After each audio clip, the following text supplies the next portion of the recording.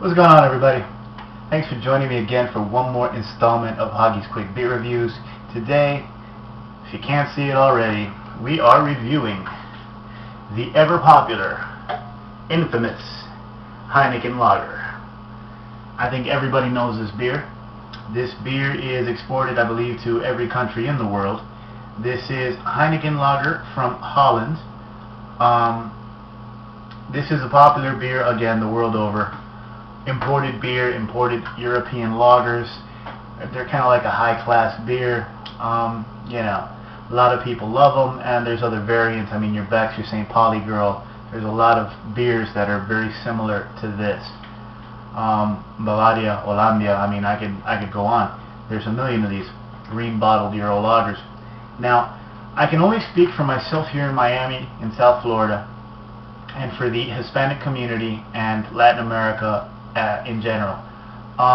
In Latin America and in the Hispanic community here, these beers, these Euro lagers, are held in high esteem. The reason being, and I explained some of this in my Presidente beer review a week or two ago, reason being is that Central and South America, they don't really have their own beer culture. It's not like Europe where where the Dutch and the Czechs and the Germans and the British have all been brewing their own beer for centuries. In Central and South America, they don't have long-standing beer traditions. Most of those countries do have their own breweries and make their own beer, but they're done American style. They are, for the most part, adjunct lagers. So it's much like it is here. You have your homegrown adjunct lager, or you have the stronger, a bit tastier, more bitter, and higher priced imported European stuff. And the Latin Hispanic culture holds these in high esteem because these guys come from their countries and they're used to drinking the better stuff, which is this over there. They continue it on here. Now, I've drank a million of these, easily in the thousands, of these Heinekens over the course of my life. I mean, from family gatherings to hanging out with the boys to picking up some after work, picking up a 6-pack or a 24-ounce bottle. I've drank a million Heinekens in my day. I always preferred these beers, these Euro lagers, to the Buds, Millers, and Coors. Always did. Until, of course, I discovered craft beer. Then everything changed. I always preferred Beck's. Beck's was my favorite, but I liked Heineken. There's just no off-putting taste like the corn and adjunct flavors you get in the American stuff, and they are a bit stronger, a bit more bitter, stronger in flavor. I always preferred that. So I ended up with 2 of these, coincidentally, because my landlady, nice lady that she is, a few weeks ago was her granddaughter's baptism, I believe, and that night she knocks on my door with 3 plates of food and 2 of these. So, I wasn't going to say no. At first I said, what do I want with these? And then I figured, you know what the hell, I'm going to review them. So, let me check Beer Advocate here first, just to give you an idea of what people think of this lovely beer. Heineken Lager beer on Beer Advocate receives a C overall out of 964 reviews. The bros give it a C+. This is from Heineken Netherlands in the Netherlands, and it is a Euro Pale Lager at 5% ABV. Okay. Again, everybody across the planet knows this beer. They export it everywhere, and today we are going to review it. Although we're going to do something a little different, because we're going to use a Pilsner glass. This is acceptable glassware for this beer. I figured I'd spice it up a little. I've never had a Heineken in something like this before, at least not that I can remember. And I'm also going to do one thing that's a little different. I have no opener today. See, I bought a lot of these beers when I was out hanging with the boys, house party or barbecue, hanging out in the backyard, in the front porch, just doing stuff I probably shouldn't be doing. And we're all there getting drunk. And nobody has an opener.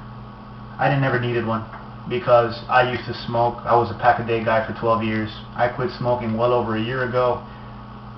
But this was my preferred opener back then, the classic Bic lighter. So for old time's sakes, I'm opening this guy with the Bic lighter. And there it goes. And by the way, if you want to conserve your caps, learn this trick because that thing is completely untouched.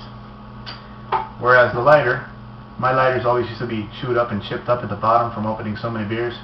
But anyways, thought I'd do that for old time's sake. Anyways, on to the beer. Let's pour this guy right in. Now this is a Euro Pale Lager. In and of itself, these beers are not very anything. They're clean, basic, simple lagers. It's not a lot of flavor, not a lot of color. It's not much going on, but Heineken at the very least, Euro lagers do not use any adjuncts. These are all pure original ingredients. And of course the Pilsner glass, smaller tapered opening, helps conserve the head. It gives the appearance of more head and helps retain it a little bit longer. These beers are not known for giving you the best head. It is a bit fizzy, and they should recede down shortly. But take a look at it, guys. Very pale straw color. Very, very light golden pale straw. Very clear. See right through that. The head is already starting to recede. And either my glass was dirty or my beer was dirty. There's something in here.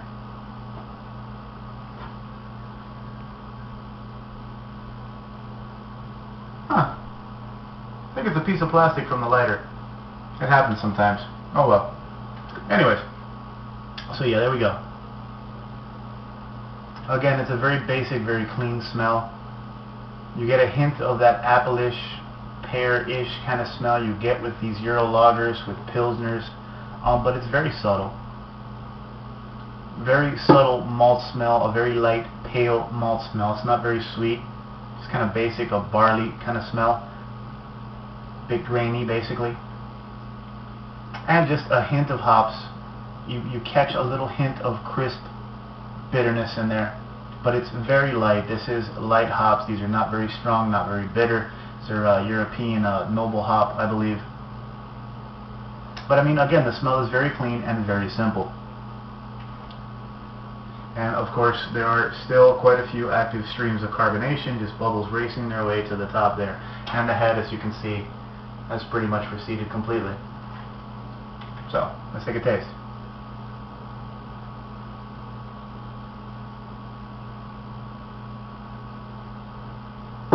First thing you notice is the carbonation. You get a prickle, a little carbonation prickle as soon as you take a drink. This is a very carbonated beer. It is kind of a saving quality, a saving grace though, because the beer itself is very thin.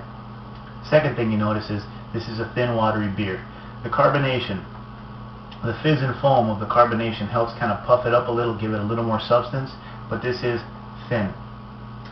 And as far as flavor goes, you get a little hint, you get a little bit of that pale malt. It's very subtle, it's not very strong, but you do get a little of that across the middle, the body of the beer.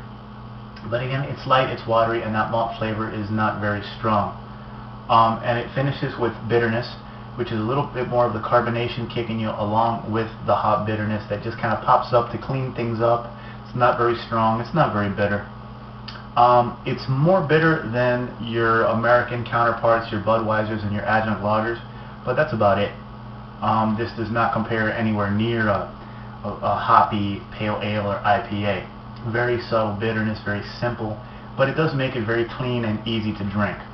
The light body of this beer, the carbonation, make it a very easy beer if you want to put down a few, if you're at a party or something and you just want to pound a few beers, or maybe after a long day of working, I don't know, cutting the grass, working outside, hot and sweaty. It's refreshing, it is, but there's not a lot of flavor. Again, these beers by nature are very pale, very simple beers. There is not a lot of flavor to be found here. There's nothing off-putting, fortunately, and that is its redeeming quality, but there's nothing special here.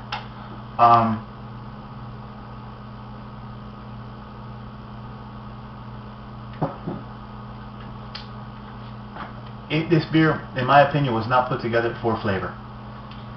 The Moosehead, which I reviewed a while back, has more flavor and is more fun to drink than this. This is very plain, and because of that, I'm calling it a glass half empty. There's nothing off-putting, it's not a bad beer, but it's just not a good beer. There's absolutely nothing special here. There's no reason for anyone to go and seek this beer out. If you like this style of beer, there are better tasting examples. And if you want flavor, there's better styles for you to choose from. So, I mean, that's it, guys. the ever popular Heineken beer. Over commercialized, over exported, and they make a big deal of it when it really isn't. Much like everything that's over commercialized and over advertised. But there it is. Heineken, guys. I'm going to enjoy this. I got some tamales in the fridge. Honduranian tamales wrapped in the green leaf. Those things are good. That's my lunch today.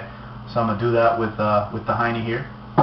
But there you have it. The world's most popular beer. Or one of, at least. Enjoy, guys. Hope you had fun. Cheers.